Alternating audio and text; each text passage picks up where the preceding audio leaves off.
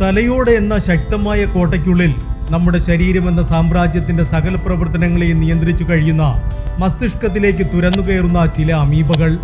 മസ്തിഷ്ക ജ്വരം ബാധിച്ച് മരണത്തിലേക്ക് മനുഷ്യരെ തള്ളിവിടുന്ന വില്ലന്മാരാണ് ഈ അമീബകൾ. തലച്ചോറിലേക്ക് അമീബയ്ക്ക് കടക്കാനുള്ള വഴി നമ്മുടെ നാട്ടിലെ ജലാശയങ്ങളാണ്. വെള്ളത്തിലൂടെയാണ് അമീബ തലച്ചോറിലേക്ക് കടക്കുന്നത്. ഇതുവരെ റിപ്പോർട്ട് ചെയ്ത കേസുകളിലെല്ലാം ഏതെങ്കിലും വിധത്തിൽ വെള്ളം മൂക്കിലേക്ക് പ്രവേശിച്ചത് വഴിയാണ് അമീബ തലച്ചോറിൽ എത്തിയിട്ടുള്ളത്. മൂക്കിനും തലച്ചോറിനുമിടയിൽ ലോലമായ എഡ്മോയിഡ് അസ്ഥിയുണ്ട്. അതിന്റെ ഭാഗമായ മൃദുവായ ക്രിബ്രിഫോം പ്ലേറ്റാണ് അമീബയ്ക്ക് തലച്ചോറിലേക്കുള്ള പ്രവേശന കവാടം. ഭൂമിയിലെ ഏറ്റവും ചെറിയ ജീവികളിൽ ഒന്നാണ് അമീബ. ഒറ്റ കോശം മാത്രമാണ് ഇവയ്ക്കുള്ളത്. വെള്ളത്തിലും പൊടിപടലങ്ങളുള്ള മണ്ണിലുമാണ് അമീബ പൊതുവെ കാണപ്പെടുന്നത്. ഇതിന് പ്രത്യേക രൂപഘടനയുണ്ടാകില്ല. പ്രോട്ടോപ്ലാസം എന്നറിയപ്പെടുന്ന ജെല്ലി പോലുള്ള വസ്തു കൊണ്ടാണ് ഇവയുടെ ശരീരം നിർമ്മിച്ചിരിക്കുന്നത്. അതിനെ പൊതിഞ്ഞ നേരിയ സ്തരവും ഉണ്ടാകും. ഇവയുടെ പ്രവർത്തനത്തെ നിയന്ത്രിക്കുന്ന ന്യൂക്ലിയസ് ശരീരത്തിനുള്ളിൽ ഉണ്ടാകും. ശരീരത്തെ കൃത്രിമ പാദങ്ങളായി രൂപപ്പെടുത്തി സഞ്ചരിക്കുന്നതിനാൽ സ്യൂഡോപോഡിയ എന്നും അറിയപ്പെടുന്നു. ആൽഗകളും ബാക്ടീരിയയും മറ്റു ചെറുപദാർത്ഥങ്ങളുമാണ് ഭക്ഷണം. സ്വന്തം ശരീരം രണ്ടായി മുറിച്ചാണ് ഇവ പുതിയ തലമുറകളെ ഉണ്ടാക്കുന്നത്. ഇത്തരം അമീബകളിൽ ചില ഇനങ്ങളാണ് മനുഷ്യരിൽ മസ്തിഷ്ക ജ്വരത്തിന് കാരണമാകുന്നത്.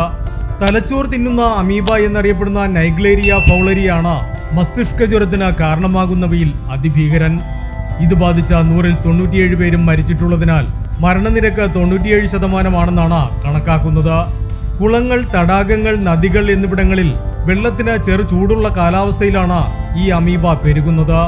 ശരിയായ ക്ലോറിൻ ചേർക്കാത്ത നീന്തൽക്കുളങ്ങൾ, മണ്ണ് തുടങ്ങിയ സാഹചര്യങ്ങളിലും ഇവയുണ്ടാകാം. പ്രതികൂല സാഹചര്യങ്ങളിൽ സിസ്റ്റ് എന്ന രൂപത്തിൽ ദീർഘകാലത്തേക്ക് ഉറങ്ങി അതിജീവിക്കാൻ ഇവയ്ക്ക് കഴിയും. ആഹാരം സ്വീകരിക്കുകയും വിഭജിച്ച് പെരുകുകയും ചെയ്യുന്ന രോഗകാരിയായ ഘട്ടമാണ് ട്രോഫോസോയിറ്റ്. വെള്ളത്തിൽ മുങ്ങുമ്പോഴും നീന്തുമ്പോഴും മൂക്കിൽ വെള്ളം കയറ്റി വൃത്തിയാക്കുമ്പോഴുമെല്ലാം ഈ രോഗാണു മസ്തിഷ്കത്തിലേക്ക് കടക്കാം. നാഡീകോശങ്ങളെ നശിപ്പിക്കുന്ന പ്രോട്ടിയേസ്, ഫോസ്ഫോളിപ്പേസ് തുടങ്ങിയ എൻസൈമുകൾ ഉൽപ്പാദിപ്പിച്ച് തലച്ചോറിൽ കടുത്ത വീക്കത്തിനും കോശനാശത്തിനും കാരണമാകുന്നതിലൂടെയാണ് ഇവ മസ്തിഷ്ക ജ്വരം ഉണ്ടാക്കുന്നത്. പ്രൈമറി അമീബിക് മസ്തിഷ്ക ജ്വരം അഥവാ PAM എന്ന അവസ്ഥയാണ് ഇവ ബാധിക്കുന്നതിലൂടെ ഉണ്ടാകുന്നത്. രോഗം അതിവേഗം മൂർച്ഛിക്കും. ലക്ഷണങ്ങൾ കണ്ടു തുടങ്ങി ഒരാഴ്ചയ്ക്കുള്ളിൽ മരണം സംഭവിക്കാം. മണ്ണ്, പൊടി, വായു, ശുദ്ധജലം, ടാപ്പിലെ വെള്ളം, കോണ്ടാക്ട് ലെൻസ് ലായനി, എയർ കണ്ടീഷനിങ് സംവിധാനങ്ങൾ തുടങ്ങി എല്ലായിടത്തും കാണപ്പെടുന്ന അമീബയാണ് ഒക്കന്തമീബ. രോഗകാരിയായ സജീവഘട്ടം അഥവാ ട്രോഫോസോയിറ്റ്, ക്ലോറിൻ, വരൾച്ച തുടങ്ങിയ കഠിന സാഹചര്യങ്ങളെ അതിജീവിക്കാൻ ശേഷിയുള്ള പ്രതിരോധ രൂപം അഥവാ സിസ്റ്റ് എന്നീ 2 രൂപങ്ങളിലാണ് ഇവ കാണപ്പെടുന്നത്. സിസ്റ്റുകളോ ട്രോഫോസോയിറ്റുകളോ ശ്വസിക്കുന്നതിലൂടെ ഇത് ശരീരത്തിൽ കയറാം. ശരീരത്തിലെ മുറിവുകളിലൂടെയോ ശ്വസന വ്യവസ്ഥയിലൂടെയോ ശരീരത്തിൽ പ്രവേശിക്കാം. കോണ്ടാക്ട് ലെൻസിലെ അണുബാധ കെരറ്റൈറ്റിസ് എന്ന അവസ്ഥയ്ക്ക് കാരണമാകുന്നു. കണ്ണിന്റെ കോർണിയയിലും മസ്തിഷ്ക കോശങ്ങളിലും പറ്റിപ്പിടിക്കാൻ സഹായിക്കുന്ന പ്രോട്ടീനുകൾ ഇവയിലുണ്ട്. നൈഗ്ലേരിയ ഫൗളരി PAM എന്ന രോഗാവസ്ഥയ്ക്ക് കാരണമാകുന്നെങ്കിൽ മറ്റെല്ലാ അമീബകളും ഗ്രാനുലോമാറ്റസ് അമീബിക് മസ്തിഷ്ക ജ്വരം അഥവാ GAE എന്ന അവസ്ഥയാണ് സൃഷ്ടിക്കുക. പ്രധാനമായും പ്രതിരോധശേഷി കുറഞ്ഞവരിൽ കാണുന്ന സാവധാനം പുരോഗമിക്കുന്ന രോഗമാണിത്. കോണ്ടാക്ട് ലെൻസ് ഉപയോഗിക്കുന്നവരിൽ ഒക്കന്തമീബ കെരറ്റൈറ്റിസ് എന്ന നേത്രരോഗത്തിനും ഇത് കാരണമാകുന്നു. രോഗം സാവധാനമായതിനാൽ പലപ്പോഴും തിരിച്ചറിയാൻ വൈകുന്നതാണ് രോഗതീവ്രത വർദ്ധിപ്പിക്കുന്നത്. സിസ്റ്റുകളുടെ സാന്നിധ്യം ചികിത്സ വളരെ ദുഷ്കരമാക്കുന്നു. മണ്ണ്, പൊടി, കെട്ടിക്കിടക്കുന്ന വെള്ളം എന്നിവിടങ്ങളിൽ കാണപ്പെടുന്ന അമീബയാണ് ബലമൂത്തിയ മാൻഡ്രിലാരിസ്. ട്രോഫോസോയിറ്റ്, സിസ്റ്റ് എന്നീ 2 രൂപങ്ങളിലാണ് ഇവയെ കാണുക. ത്വക്കിലെ മുറിവുകളിലൂടെയോ ശ്വാസകോശത്തിലൂടെയോ ശരീരത്തിൽ പ്രവേശിക്കുന്നു. രക്തചംക്രമണ വ്യവസ്ഥയിലൂടെ സഞ്ചരിച്ച് തലച്ചോറിലെത്താൻ ഇവയ്ക്ക് കഴിവുണ്ട്. പല മരുന്നുകളോടും ശക്തമായ പ്രതിരോധശേഷിയുമുണ്ട്. ആരോഗ്യമുള്ളവരെയും പ്രതിരോധശേഷി കുറഞ്ഞവരെയും ഒരുപോലെ ബാധിക്കുന്ന സാവധാനം പുരോഗമിക്കുന്ന മസ്തിഷ്ക ജ്വരത്തിന് ഇവ കാരണമാകും. അപൂർവമാണെങ്കിലും മരണനിരക്ക് വളരെ ഉയർന്ന രോഗമാണിത്. രോഗബാധ പലപ്പോഴും വൈകിയാണ് തിരിച്ചറിയുന്നത്. ഇവയ്ക്ക് പുറമെ വെർമാബീബ, വെർമിഫോർമിസ് തുടങ്ങിയ മറ്റിനം അമീബകളും രോഗകാരികളാകുന്നതായി കണ്ടെത്തിയിട്ടുണ്ട്. മറ്റു പല രോഗാണുക്കളെയും അപേക്ഷിച്ച് സ്വന്തമായി നിലനിൽപ്പുള്ള സ്വതന്ത്ര ജീവികളാണ് അമീബകൾ. മറ്റൊരു ജീവിയുടെ സഹായമില്ലാതെ മണ്ണിലും വെള്ളത്തിലും ഇവ സ്വാഭാവികമായി ജീവിക്കുന്നു. യാദൃച്ഛികമായി മനുഷ്യരിലേക്ക് പ്രവേശിക്കാൻ ഇടയായാൽ അപകടകരമാകും. എങ്കിലും ഇവ വെറുതെ മനുഷ്യനെ ആക്രമിക്കാറില്ല. അതിനാൽ തന്നെ മനുഷ്യർ ഇത്തരം അമീബകളുടെ ആകസ്മിക ഇരകൾ മാത്രമാണ്. ക്ലോറിൻ, വരൾച്ച, താപനിലയിലെ വ്യത്യാസങ്ങൾ തുടങ്ങിയ പ്രതികൂല സാഹചര്യങ്ങളെ അതിജീവിക്കുമെന്നതിനാൽ ഇവയെ നശിപ്പിക്കുക എന്നത് അത്ര എളുപ്പമല്ല. സാധാരണ ആന്റിബയോട്ടിക്കുകളെയും ആന്റിഫംഗൽ മരുന്നുകളെയും ഇവ അതിജീവിക്കാറുണ്ട്. അതുകൊണ്ട് തന്നെ പലപ്പോഴും ഒന്നിലധികം മരുന്നുകൾ ഒന്നിച്ചു നൽകേണ്ടി വരും. നൈഗ്ലേരിയ കാരണമുണ്ടാകുന്ന PAM രോഗത്തിന് ഉടനടി തീവ്ര ചികിത്സ നൽകിയില്ലെങ്കിൽ അതിജീവനം അസാധ്യമെന്ന് തന്നെ പറയേണ്ടി വരും. PAM സാധാരണയായി ആരോഗ്യമുള്ള കുട്ടികളെയും ചെറുപ്പക്കാരെയുമാണ് ബാധിക്കുക. GAE എല്ലാ പ്രായത്തിലുമുള്ളവരെയും ബാധിക്കും. എങ്കിലും കുട്ടികളിലും പ്രായമായവരിലും ശാരീരികമായി ദുർബലരായവരിലും പ്രതിരോധശേഷി കുറഞ്ഞവരിലും സാധ്യത കൂടുതലാണ്. PAM ചൂടുള്ള മാസങ്ങളിലും ചൂട് കാലാവസ്ഥയിലുമാണ് കൂടുതൽ കാണപ്പെടുക. രോഗകാരികളായ അമീബകൾ സർവ്വവ്യാപിയായതിനാൽ GAE രോഗത്തിന് പ്രത്യേക കാലവ്യത്യാസമില്ല. അപൂർവമായി PAM രോഗികൾക്ക് ഗന്ധത്തിലോ രുചിയിലോ വ്യത്യാസം അനുഭവപ്പെടാറുണ്ട്. മിക്കപ്പോഴും സാധാരണ ബാക്ടീരിയൽ മെനിഞ്ചൈറ്റിസിന്റെ ലക്ഷണങ്ങളിൽ നിന്ന് GAE വേർതിരിച്ചറിയാൻ കഴിയില്ല. GAE ബാധിച്ച വ്യക്തികൾക്ക് നാഡീസംബന്ധമായ ലക്ഷണങ്ങൾ വരുന്നതിന് മുൻപ് കണ്ണിന് അണുബാധയോ ചർമ്മത്തിൽ വ്രണങ്ങളോ ഉണ്ടാകാം. PAM മണിക്കൂറുകൾ മുതൽ 1-2 ദിവസം വരെയുള്ള കാലയളവിൽ പെട്ടെന്ന് മൂർച്ഛിക്കുന്നു. GAE ദിവസങ്ങളോ ആഴ്ചകളോ നീണ്ടു നിൽക്കുന്ന സാവധാനത്തിൽ മൂർച്ഛിക്കുന്ന രോഗാവസ്ഥയാണ്. അമീബ കലർന്ന വെള്ളം മൂക്കിൽ കയറുന്നതാണ് പ്രധാനമായി രോഗകാരണമാകുന്നത്. ക്ലോറിനേറ്റ് ചെയ്യാത്ത ഇളം ചൂടുള്ളതോ ആയ വെള്ളത്തിൽ മുങ്ങാങ്കുഴിയിടുമ്പോഴോ വെള്ളം മൂക്കിലേക്ക് കയറുന്ന വിധം തെറിപ്പിക്കുമ്പോഴോ വാട്ടർ സ്പോർട്സിൽ ഏർപ്പെടുമ്പോഴോ ഇത് സംഭവിക്കാം. മലിനജലം കുടിക്കുന്നതിലൂടെ രോഗം പകരാറില്ല. ചൂടുള്ള കാലാവസ്ഥയിൽ കുളത്തിൽ തുടർച്ചയായി തലമുക്കി കുളിക്കുക, ആഴം കുറഞ്ഞതും കെട്ടിക്കിടക്കുന്നതുമായ വെള്ളത്തിൽ മതപരവും ആചാരപരവുമായ സ്നാനം നടത്തുക, സൈനസ് ചികിത്സയുടെ ഭാഗമായി അണുവിമുക്തമാക്കാത്ത വെള്ളം മൂക്കിലേക്ക് ഒഴിക്കുക, ഡൈവിംഗ്, വാട്ടർ സ്കീയിങ് പോലെ ശക്തമായി വെള്ളം മൂക്കിലേക്ക് കയറാൻ സാധ്യതയുള്ള വിനോദങ്ങളിൽ ഏർപ്പെടുക തുടങ്ങിയ സാഹചര്യങ്ങളിലാണ് കൂടുതൽ പേരിലും രോഗം പിടിപെട്ടിട്ടുള്ളത്. അമീബ ശരീരത്തിൽ പ്രവേശിച്ച 2 മുതൽ 7 ദിവസത്തിനുള്ളിൽ രോഗലക്ഷണങ്ങൾ കണ്ടു തുടങ്ങും. ചിലപ്പോൾ 12 ദിവസം വരെ വേണ്ടിവരും.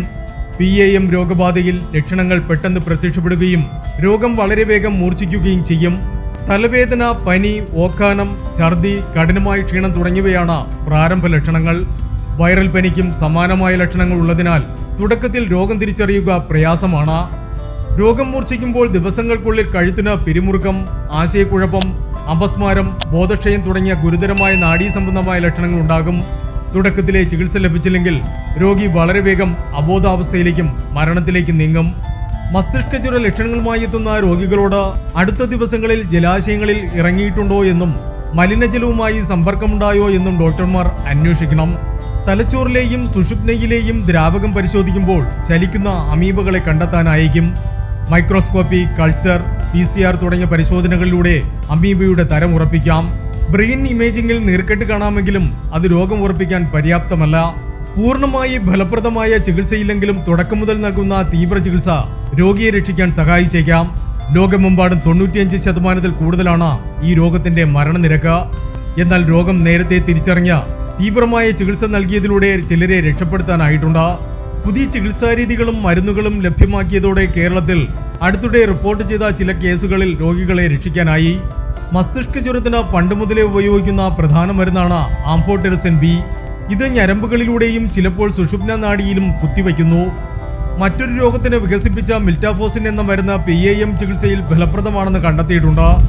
ഈ മരുന്ന് ഉപയോഗിച്ചുള്ള ചികിത്സയിലൂടെ ചില രോഗികൾ രക്ഷപ്പെട്ടിട്ടുമുണ്ട്.